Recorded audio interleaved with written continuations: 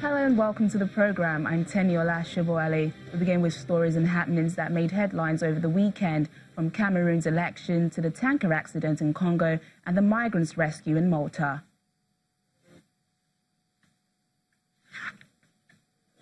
Cameroonians voted on Sunday in a presidential election that has been disrupted by a number of violent incidents in the English-speaking parts of the country. Incumbent President Paul Biya is expecting to extend his 36-year rule and confirm his place as one of Africa's last multi-decade leaders. Victory for him would usher in a seventh term for the 85-year-old and see him stay until at least the age of 92.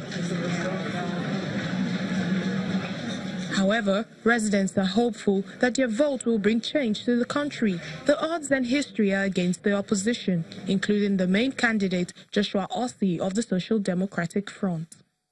In the Democratic Republic of Congo, at least 39 people were killed and more than 80 suffered serious burns after a fuel tanker collided with a vehicle on Saturday.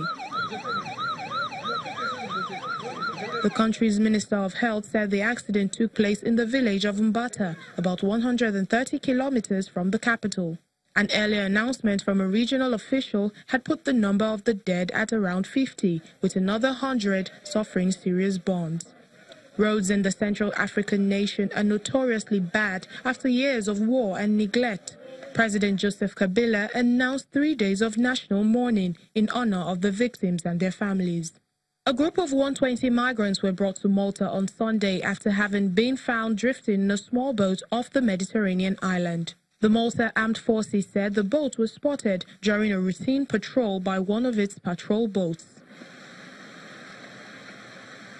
Migrants crossing in small boats across the Mediterranean have increased since Italy and Malta closed their harbors for migrant rescue ships operated by voluntary organizations. This is the biggest group to arrive in a small boat since 61 made it to the island in April.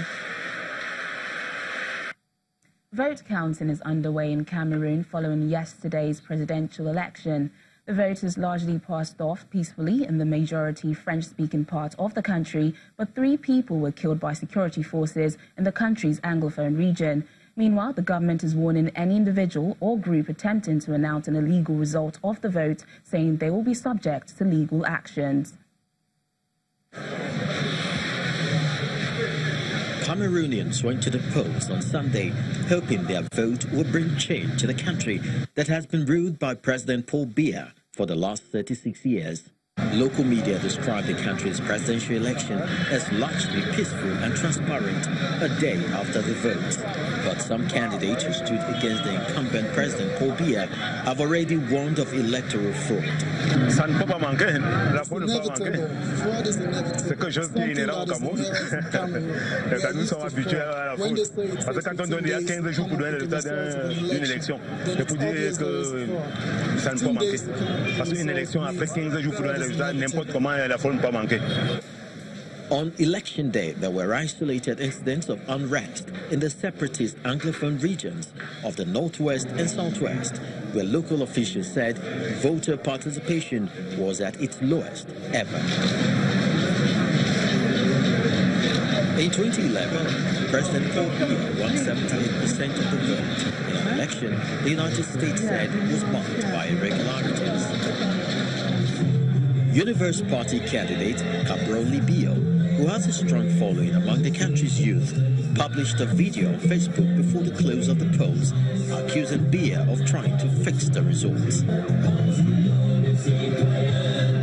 Victory for the 5-year-old President Biya, who has ruled for 36 years, would give him a seventh term, marking a move by some African nations to install presidential term limits. The only current African president to have ruled longer is Equatorial Guinea's Teodoro Obiang Nguema Mbasogo. Tallying the nationwide vote could take up to 2 weeks. Joining us now to discuss more on this is the Executive Director of the West African Network for Peace Building, Mr. Chukwemeka Eze. Thanks for joining us on the program. Before the election, there was a lot of agitation against Paul Biya's presidency. He has been in power for 36 years. Do you think that's enough to bring change to leadership in Cameroon? I do not think that agitation is just enough to bring the kind of change that the people of Cameroon need. I think they need to organize themselves and negotiate better with the government.